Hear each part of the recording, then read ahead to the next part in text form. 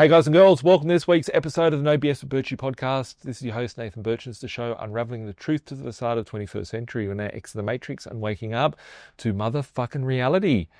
Reality for people is getting grimmer and grimmer by the day. It's getting harder and harder to move in purchasing, cost of living. It's all related back to inflation, right? They can blame whatever, but it's all inflation that's hurting them. And as people get more desperate, they do more riskier things, right? It's like, you ever seen your mate that's a gambler or something and they're like, oh, just one more slap, right? And you're like, fuck, this is a recipe for disaster. But, you just see people take the risk because they're getting desperate and do stuff, right? And I see a big issue in the market at the moment, and I thought it was important to make a podcast on it. It is pros and cons to this, so I'm not negative Nathan about this, but I just want to do a bit of a deep dive, right? And the topic of discussion is buying overseas today.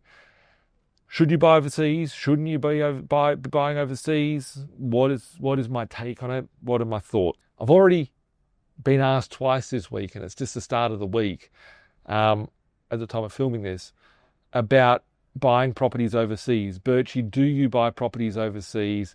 Should you be buying? What do you think of this? I've seen other people getting invested into some of these things, and I'm like, please, don't hurt yourself, right? Because some things look attractive, but when you go digging, it's not attractive, right? So when I talk about buying overseas, right, I've seen some people make a lot of money by buying in the US market after the GFC.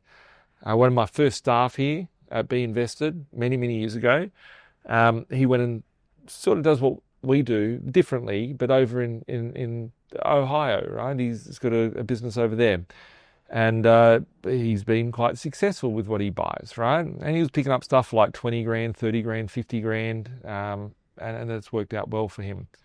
I look at it, and that's worked good, but I look at it that there's a whole plethora of different options out there, right? Buying in America today, I think, is the dumbest thing ever, right? Because the prices are so high, social issues that are problems over there. When you're buying overseas, this is something I vividly remember having a discussion with my American mate. He's an Aussie in America.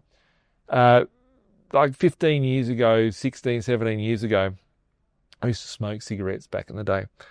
I love smoking cigarettes. I quit about 7 years ago. That's a different story, right? But I was like having a chat in the car park. All my chats were in the car park. And I was like, when you're buying a property over there, right, you're not just an investor in a property. I buy a property here in Australia and I can go and see it, touch it, feel it. That's the first thing, right? But it doesn't matter because I don't see most of my properties anyway, right?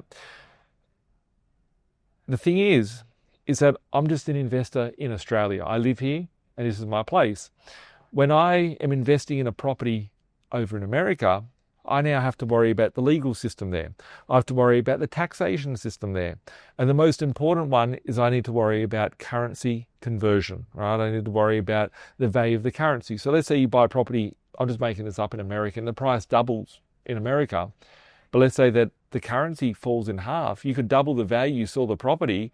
Yeah, if you want to buy a Lambo in America, it might be good, right? But you want to pull that capital back out and bring it to Aussie dollar, well, then now you're hedging your currency against two different currencies, right? So that's the biggest thing. So you've got a currency risk there. Yes, people made lots of money on that front, right? Because it got decimated from the GFC. And I probably missed out from that, right? But I made my opportunities here, right? And if I had have gone and focused on that, I'd be missing out on the opportunities that are still in front of me. And there's lots of opportunities in front of me. The biggest thing that I saw also at that time, it's a different world today. I'm going to go to some examples of different countries right now, right? But the other thing is finance. So if you go and buy something in a different country, you can't go get loans there, right? You have to buy it cash. So why don't you buy a property cash here if you have to put a cash over there?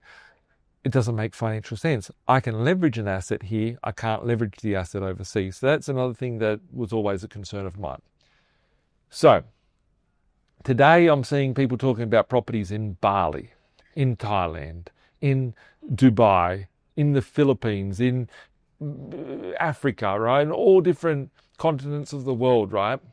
And I look back at who is behind a lot of these things. And I've seen, I see it on my Instagram reels or whatever. Oh, doom scrolling things, and I get ads. Oh, got some chick with like makeup and stuff on and an elegant dress talking really close. Would you like to buy a property over here in Dubai, right? I'm thinking, fuck, the sleaziest things that I ever see here in this country are off the plan sales, right? When I see off the plan, I know that the developers making money, the marketing people everyone's out there to try and rob you, right? So when I see something in another country and I see like it's staged, I feel like I'm on some set of the Kardashians buying some AI looking property, right?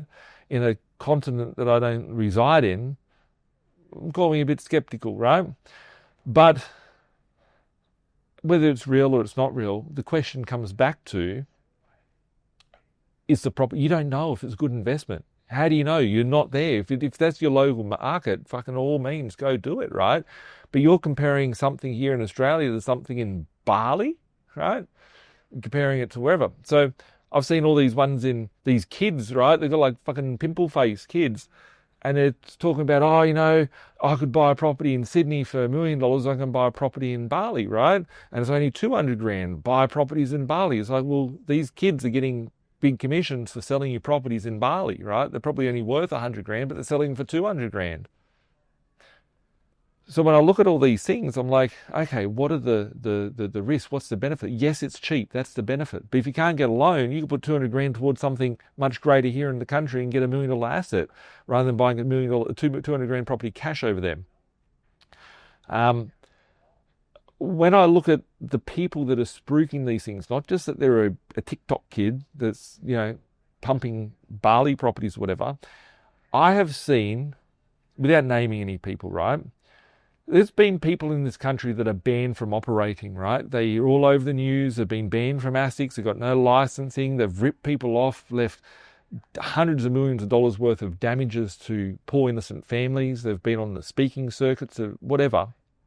And then suddenly they can't operate here, but they can operate in a different continent, right? And they're selling courses and development sites, and you can invest in a resort in this country and you can be a part of it. You'll get a 20% guarantee.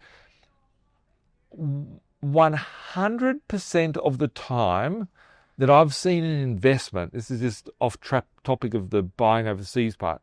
Whenever I have seen, this is 100 out of 100 times that a company goes, hey, invest your money with us and we'll do a joint venture development. You'll get a high return of 10% guaranteed, whatever.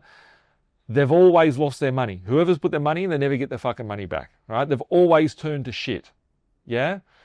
So if you're putting your money into any syndicate or whatever, you want to own the physical asset, right? Never into a syndicate. I don't trust off the plan either. But in a syndicate, I've seen $1 billion wiped out of people that I've come across over the years, billions probably, where they put their money in the syndicate. They're like, no, I get a cash flow return and it's just a big Ponzi scheme. I get 10% per year. They pay me 1% per month or whatever. They don't see their money back because the developer runs off with it and the developer gets run down the road with a current affair, right? Some of these people just cannot operate in the country. So they're now out there using new avatars and different distribution channels and network marketing type channels to get the deals out and all that. There's a fucking wild world out there, guys. So when I look at it, then what's the pros of it? Well, yeah, it's diversified. I can go buy in another country, right? There could be high growth, right? Because it's so cheap, right? I don't know. But I know what I know in my country of origin, right?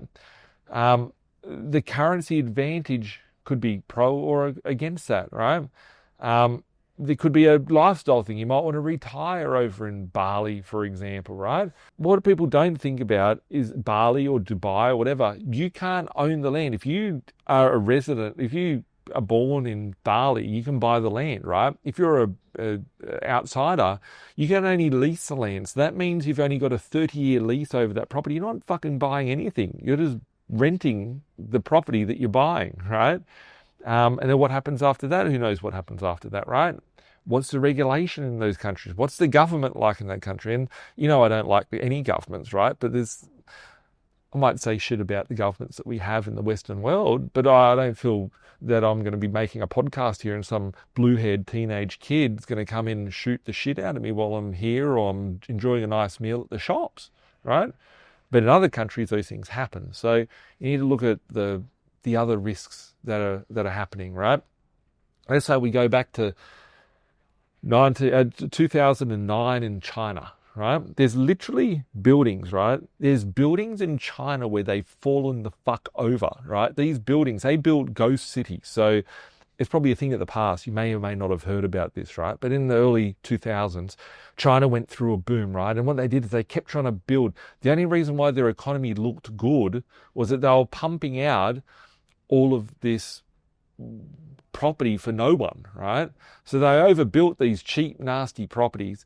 Literally, there's unit blocks that are like 40 stories that have fallen over in the wind. They just built so shit, the whole building just fell over, right? There's cities where you could be the size of Sydney and 20 people live in there and they're basically squatters. The places have never been lived in, right? So are they overdeveloping, oversupply? What is it? What does it look like? Is there a demand for it? Do you know? Are you a local? Are you buying it based on some cool kid with some chick with nice makeup and a short skirt and big buzzies on the Instagram ad, right? What is it? What's getting you sucked into this? What is your research? What's your knowledge? What's the deal that you're doing there, and why are you investing? What's the benefit of doing that? So yeah, I think finance difficulties. I think scam alerts. There's lots of scams out there. If it was me and I had the opportunity, and let's say I had, I don't know, $500,000, $250,000, right? I wouldn't be investing overseas. I don't own any properties outside the continent. I'm not saying do it or don't do it. I'm just saying be really fucking careful, right? If it was me and I had 200 grand, I would rather go and buy a Bitcoin for 180 grand, 170 grand, whatever it is today, than buy a property in Bali. Right? Yeah, it's a property. Yeah, Birchy loves property. Yes, you get a return on it. Yes, lots of things, right? But you're hedging currency. You're hedging lots of different things. Without any of the risk of the headache, you can go get some crypto. And I'm not here spruiking crypto either. And I'm not a fan of Bitcoin at fuck 170, 180 grand. I was buying it at $500 a piece, right? But I would rather put that cash into a Bitcoin at that price because at least I know it's secure and I know my capital is preserved to a certain level than going into the ether of what's happening in Bali today. What did the crazy president or king or emperor or whatever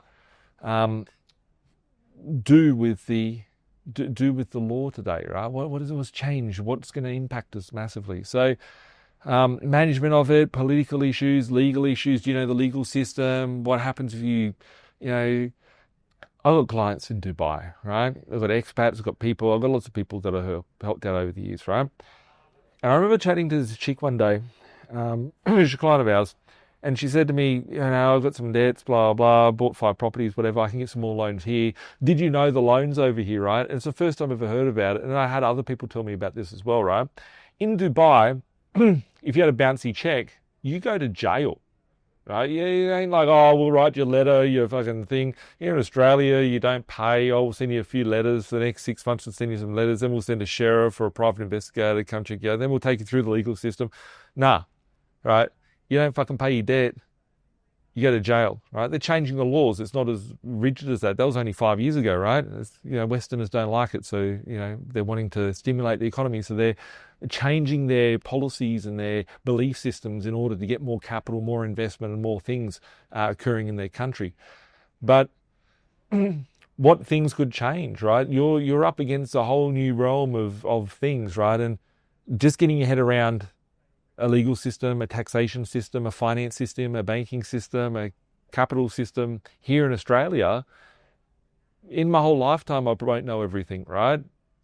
You got to try and know a little bit about this, a little bit about this. There's a lot of room and opportunity for you to get hurt along the way. So my thoughts on it is, I think if you're going to invest in properties in other countries, I think there's better investment vehicles. I'd rather even, it hurts me to say it, I'd rather put my money into stock market than to go and invest it into properties in other continents. So from a risk and the capital protection and preservation perspective, am I against it? do whatever you want. It ain't going to change my life. It's going to change your life however it is, right? Go and invest wherever you want. Go and do whatever you want. But be aware of the risks that are associated with that. Yes, there will be people making money out of it, but I think the most amount of money that will be made out of these, let's buy overseas type properties are going to be the marketers and those that are spruiking those assets to you. So that's just my view, my take, my opinion. And my opinion means nothing, right? I could be very wrong. So I'll leave it with you with that. If you are thinking about a property overseas, just make sure you're happy to lose some money. Make sure that you're content with losing your capital, and be very open and question everything, right? Question the legal system, question the finance, question who you're doing deals with, question who the developer is. And even if they tell you, you've got some kid I've seen people that are trying to avoid the world, right? And there's internet marketers out there, right? Oh, living in Thailand, living in Bali, I'm retired. You can retire for very cheap in these places and live very cheap. I feel a lot of notorious people have gone to those locations because they can have a comfortable lifestyle because they're outside of regulation, right? So that's all I'm going to say. So just be cautious of, what you're working with, who you're working with, what you're investing your money into. I know for my assets, I might have something I've never seen before, but if I really wanted to, I could drive to that property right now in a car, get to the location, rip a tenant out, punch them, not that I want to go and incite violence, right?